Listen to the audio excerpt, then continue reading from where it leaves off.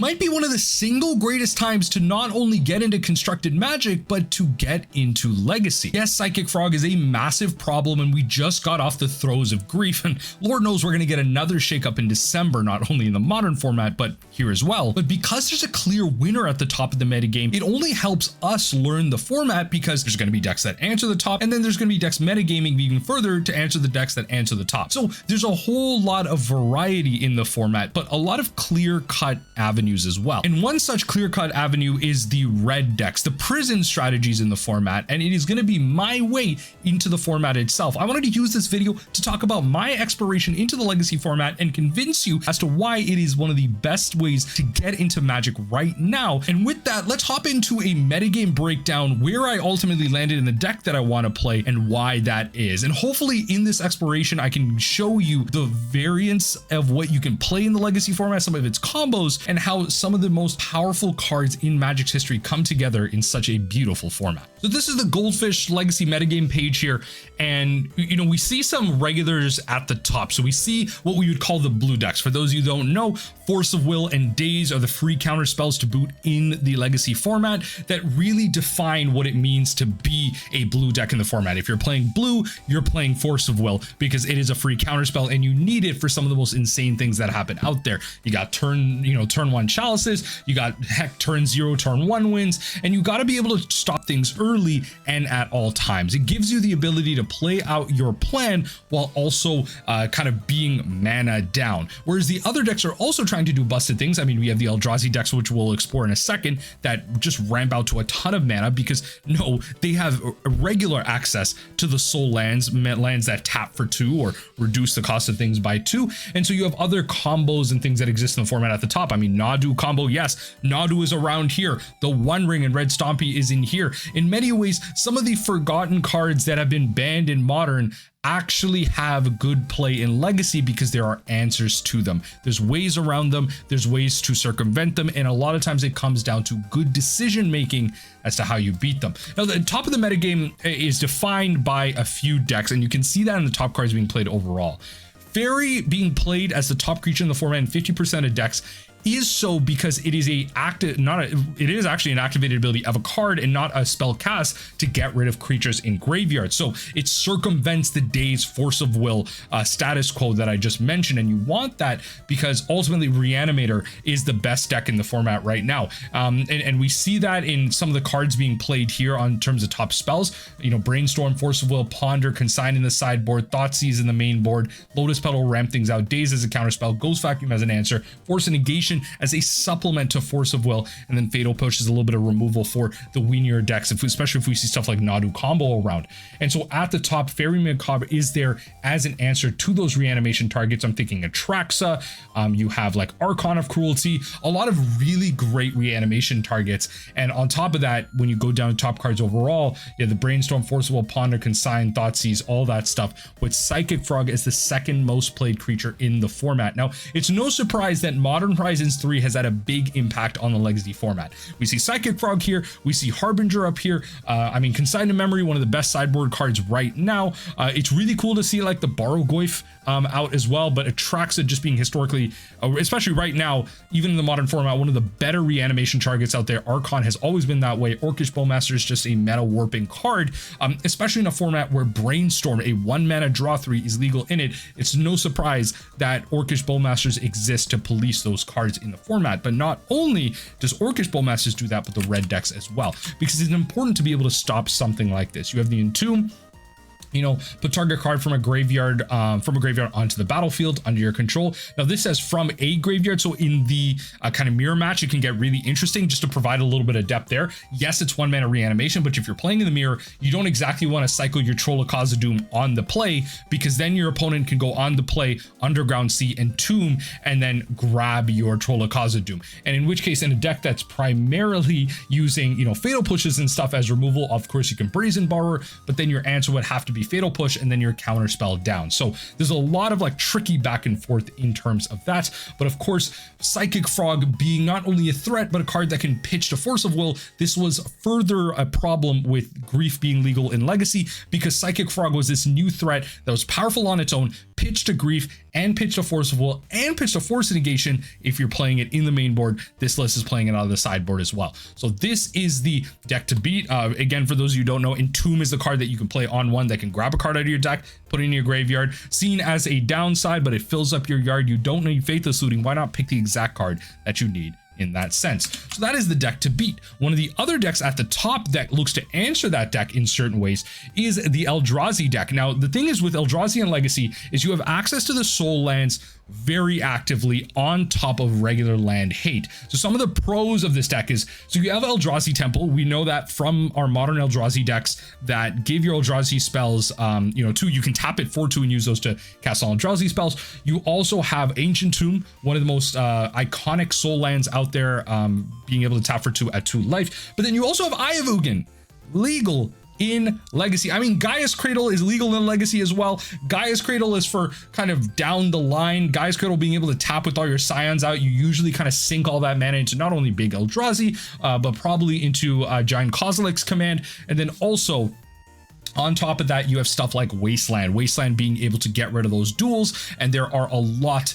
of really powerful non-basics, as you can see only in this deck. Like, if you were to play the Mirror, Wasteland is very powerful in that sense, just being able to get some lands. But with these soul lands, you can play Chalices on one. When you play the Chalice on one, that not only stops the Entomb, it stops the Reanimate, it also stops the Brainstorms, the Ponders, like a bunch of the cards that these blue decks play. The Chalice on one is very powerful to be able to stop that, especially as to how consistently you can get it out on one. And so being able to stop the hyper efficient decks in a format that is hyper efficient, and consistently then, go Thought Knot on 2 into Sowing Mycospawn to be able to give you further advantages, where you could play like a Yavin Maya, Sowing Mycospawn, get rid of your opponent's land, get your own, and just again further and further and further run away with the game from there. Another powerful aspect of the Tron decks there.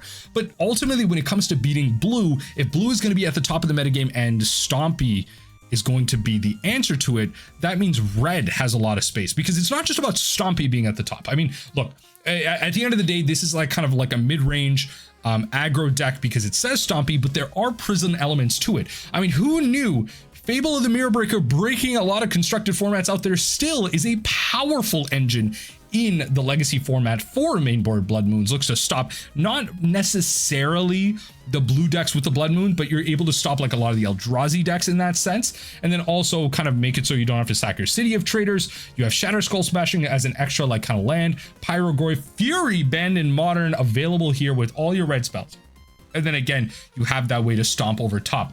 The One Ring being a playset in this deck is absolutely beautiful. I love to see that even though it's broken in Modern, there is a home for it in Legacy to show and remind people that you cannot escape Universes Beyond and Modern design anywhere that you go. So it's kind of just like a nervous haha that I'm giving here. But on top of that, I do want to finally point out not only are the 5 moons and everything, but the Vexing Bauble, a card that has made a lot of impact in Vintage and Legacy specifically because of the free spells that exist. I'm thinking of cards like the Chrome Moxes that you have to be careful in terms of sequencing because you are main boarding Vexing Bauble and Fury. So Vexing Bauble makes it so you counter a spell if no spell mana was cast or used to cast it. That stops Force of Wills, but it in your deck also stops, an Evoked Fury. It also stops a Chrome Mox. So you have to be very careful about like how you're sequencing this. And I'm namely saying this because as I've been learning to play the next deck we're going to talk about, I actually played a Mox Opal after Vexing Bauble, and I didn't need to. I could have played the Mox Opal beforehand, and it was quite a learning experience. I instant conceded. So, for those of you that are out there, you've seen me do some silly stuff. I do the silly stuff as well consistently now. But the red Stompy deck, the power of it is not only its ability to stop other decks, but in the sideboard, you have access to some of the most powerful cards in Eternal Magic in terms of the blast. So you have Pyroblast and Hydroblast. Hydroblast is blue. You counter target spell if it's red. You destroy target permanent if it's red. But Pyroblast destroys and counters equally if it's blue. So you have access to these really powerful cards out of your sideboard that just instantly can zap a Psychic Frog, you know, zap and counter a Force of Will, all that good stuff. But when it comes to that, you may actually want to be playing those in the main board, because if the majority of time you're going to be playing against blue, you know, like if we go back in the metagame right now, it's not just Dimir Reanimator, there's Dimir Tempo, Doomsday. Counts as a blue deck. You're playing Psychic Frog, Nadu, Cephalid Breakfast. Like if there's going to be Force of Will decks there, then you're going to want to mainboard some of these options, but Stompy doesn't have that room necessarily because of how it wants to aggro out certain threats and use its mana as quick as possible and overwhelm you on the board. You're playing City of Traders, Ancient Tombs to power out the One Ring. You also have Simian Spirit Guide as a playset to give you that extra red source, so you're not completely reliant on your red mana. You know, you're playing one Snow Covered Mountain and a Gemstone Cavern. Like, this deck is playing no basics, as you saw. So it's really relying on other sources to make red, which is why you also want to be creating, you know, playing out your Blood Moon and everything, so that once you use out your soul lands, they can flip into red mana for you to abuse from there. But therein lies Red Painter, the deck that I am choosing to get into through Legacy. And of course, it's primarily because mill is the win condition. And I'll explain that in a second here, and we'll go through the list. But generally, this is like an artifact value, mid-range, prison-ish strategy. There's a lot of aspects to this deck, but primarily it sits with one combo, takes into account like red prison elements, but also with a lot of cool like artifact synergies. So Painter's Servant, 2 mana, a 1/3 artifacts creature Scarecrow. As Painter's Servant comes into play, choose a color. All cards that aren't in play, spells, and permanents are the chosen color in addition to the other colors. So spells in your hand, spells in your deck, all that stuff. So this actually really matters in the sense that, you know, we're going to talk about it in its combo with the other spell, but you want to be careful with the card that you name, because this is a format that does play free pitch spells. So with Force of Will and Force of Negation, you have to pitch a blue spell. So generally speaking, you don't really want to be picking blue with this color. If you're playing against green, you probably don't want to be playing, you know, picking this green, because I think permanents, yeah, that aren't all cards that aren't in play. Yeah, so you have to be careful with Green Sun Zenith decks, all this type of stuff you have to be careful with. So you probably want to be naming red, because then you're going to make it so all cards your opponents control are also red, where you can Grindstone. A 1 mana artifact that says 3 tap, target player mills 2 cards. If 2 cards that share color are milled this way, you repeat this process and over and over and over again. So the idea is you play Painter's Servant, you then activate the Grindstone, and then you're able to mill your opponent out. Now, this can happen as early as turn 3. You know, you play the Grindstone on 1, you play the Painter's Servant on 2, then you activate the Grindstone on 3. Now, that is a definite Christmas land type of scenario, because the Legacy format is full of interaction, it's full of removal, it's full of ways to stop what you're doing, especially in the main board, because Legacy is so hyper efficient in its tutors as well that you just don't lose much value from it, including like a one-of way, like a collector oof, to stop activated abilities of artifacts or artifact destruction or whatever it might be. So this is the baseline combo. It is a mill combo, and this is how I'm choosing to enter the Legacy format. But let's look at why this is possible and why this is great. So it's a 1 mana artifact at 1 colorless. That's great for Urza Saga. Now, Urza Saga not only is a way to get rid of your threats, create threats in the construct tokens, but also is a great way to tutor out various cards in your deck. If you don't want to tutor out the combo, then you're going to have access to Lotus Petals, Mox Opals, and other like 1 CMC artifacts that might, like, you know, like the Graveyard Hate, like that Ghost card that I was talking about. Plenty of options exist in the Legacy format for you to tutor out. So there's like a tutor toolbox aspect to it, which I really like, having answers to almost anything. And that's where you get cards like the Vexing Bauble in the main board. Agatha's Soul Cauldron isn't a tutor target out of the Urza Saga, but it is a great way for you to grab activated abilities. So you're going to be able to grab activated abilities of your Goblin Welder and your Goblin Engineer, cards that allow you to take artifacts out of your graveyard and put them into play. Now, Goblin Engineer allows you to tutor out an artifact and put it into the graveyard. Then if you had the Goblin Engineer with haste, maybe you have something like a Fable of the Mirror Breaker token at the end that you're able to activate, give it, create a copy, give it haste. You're then going to be able to switch it out with something like maybe a Great Furnace, because yes, the artifact lands are legal in Legacy. You're gonna be able to maybe replace something like that, or a Vexing Bauble with the other piece of your combo and win from there. You have like something like Phyrexian Devourer, which can gain insane amounts of power, and then, like, you know, kind of just go about from there and swing in, and then just so many other pieces that you can play to ultimately win the game. And then In this build specifically, you're going to notice what I was mentioning, the 5 main board Pyroblast and the 2 main board Red Elemental Blast, which is why I really uniquely like this list because of the different angles that it has, which in some ways people might argue creates a lack of consistency because you have so many alternate plans. You're not hyper focused on one, which is why Red Stompy is higher up on that list, especially with its ability to play like main board Blood Moons, I should say, to stop like the Eldrazi decks. I really like this deck because it feels like you have an answer to anything at almost any time if you can just get there. So the Urza Saga can tutor things up. You have the answers to blue in your main board with the Pyroblast and Hydroblast, and then out of the board you can stop like the Eldrazi decks and everything. But even still, you can tutor your way out almost anything, and it's still playing with the mill win condition. It's not Storm into Brain Freeze. It's got 2 cards. It's an instant mill win, and I think it's going to be the closest that I get to mill as a win condition in the Legacy format. Now, that's where I ultimately land off with this little review of where Legacy is. Let me know what you think of the Legacy format. If you are a Legacy player that has been watching this channel for a very long time, are you excited for more Legacy content to come down the line? What are some other decks that I can explore? Obviously, I'm still a blue player at heart, but my, the mill win condition will always call to me. Let me know what you think in the comment section down below. And I think, you know what, look, I'll end this video off by saying, for those of you that have watched like rather dedicatingly, I hope y'all understand, right? As a Canadian, I will talk about the politics here. I am a South Asian man. My name is Shaf, or Shaf Cat to be, as my full name.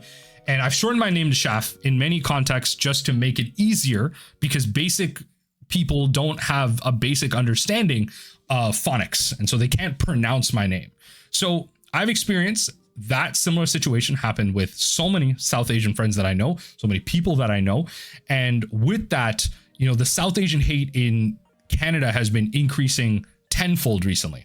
And there's not much that I can do or say about it. I just hope that I can say that everything that I've experienced, I look to create a safe space and curate a safe environment for minorities, people of color, and just everyone who feels oppressed in that sense, that I can create a welcoming environment for you.